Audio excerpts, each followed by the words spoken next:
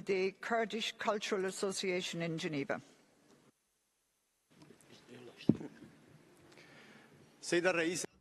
Madam Chair, ladies and gentlemen, I'm honored to represent the Cultural Association of Kurds in Geneva. We have a very rich heritage of language, culture, and background. Our culture and heritage is universal. Preserving our identity is not a mere request.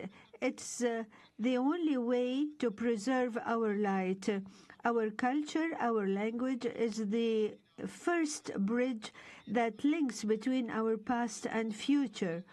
We have to preserve our identity through arts, through education, through cultural activities that build bridges between us and other cultures. However, our effort is faced with multiple obstacles, especially in Turkey and Syria, where we are forced to Arabize and other activities.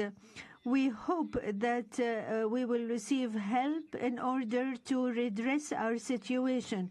We call the international community to promote cultural diversity that takes into consideration all minorities, the collectivity of which makes the world universal culture.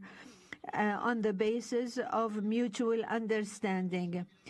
Once again, we are calling for the peaceful living among all the people of the world on the basis of mutual respect of our culture and languages, as well as inclusivity and diversity.